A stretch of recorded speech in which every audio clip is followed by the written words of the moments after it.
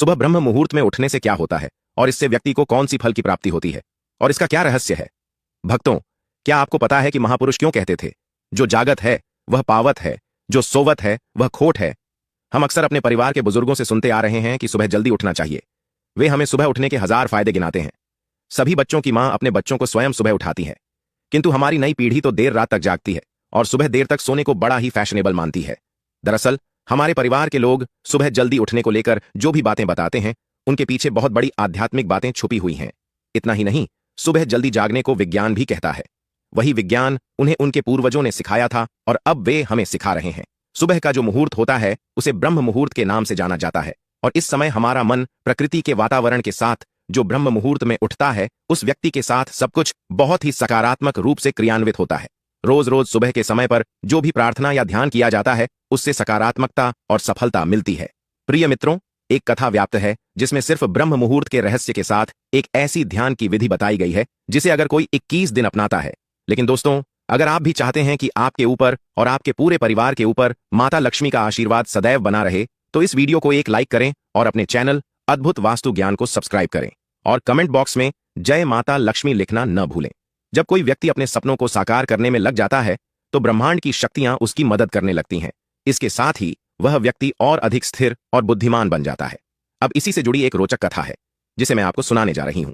एक बार की बात है, जब देवर्षि नारद आकाश मार्ग से यात्रा कर रहे थे, तभी उनकी मुलाकात इंद्रदेव से हुई।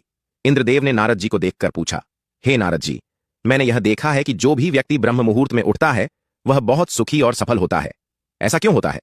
अब नारद जी को इस प्रश्न का उत्तर ठीक से पता नहीं था, इसलिए उन्होंने इंद्रदेव से कहा, हे इंद्रदेव, मैं आपके इस प्रश्न का उत्तर कल दूंगा। इतना कहकर नारद जी तुरंत भगवान श्री कृष्ण की नगरी वृंदावन की ओर चल पड़े। जब वे वृंदावन पहुंचे तो उन्होंने देखा कि भगवान श्री कृष्ण एक पेड़ के नीचे खड़े होकर अपनी बांसुरी बजा रहे थे। वातावरण बड़ा ही दिव्य और मनमोहक था।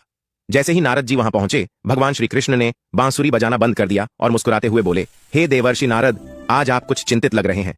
किस बात की चिंता है?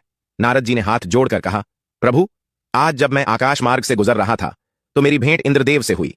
उन्होंने मुझसे एक प्रश्न पूछा कि जो व्यक्ति ब्रह्म मुहूर्त में उठता है वह इतना सुखी क्यों रहता है, लेकिन मैं इसका सही उत्तर नहीं जानता था। इसलिए मैंने सोचा कि आपके पास आकर इस रहस्य को जानूं। अब आगे भगवान श्री कृष्ण नारद जी को क्या उत्तर देते हैं, यह कथा आगे बढ़ती है।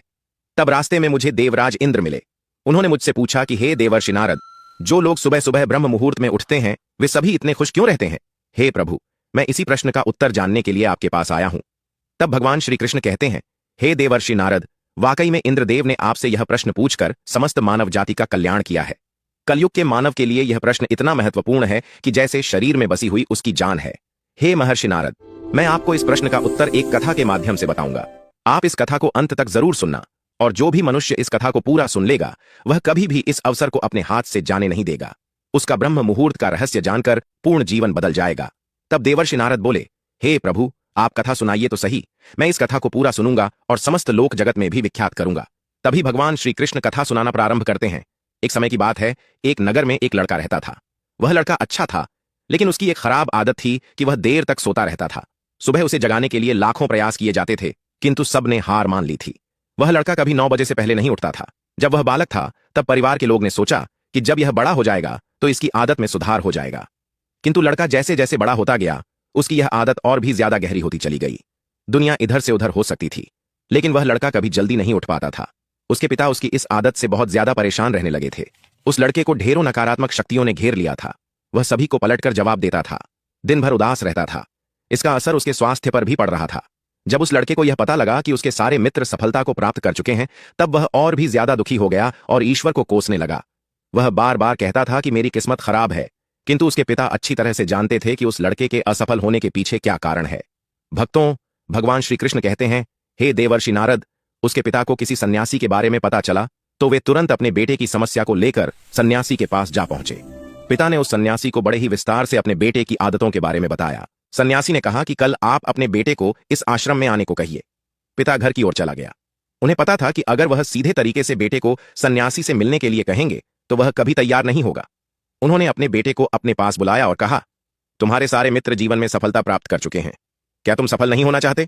लड़के के पिता ने पूछा। लड़के ने तुरंत जवाब दिया, जरूर पिताजी, लेकिन जब भी मैं अपने दोस्तों से उनकी सफलता का राज पूछता हूं तो वे मुझे कुछ भी नहीं बताते। पिता मुस्कुराए और बोले, मुझे अब समझ आ गया है कि वे सब क्यों सफल होते जा रहे हैं। लड़का उत्सुक हो गया और बड़े ही उत्साह से बोला, क्या पता चला है पिताजी? कृपया मुझे भी बताइए।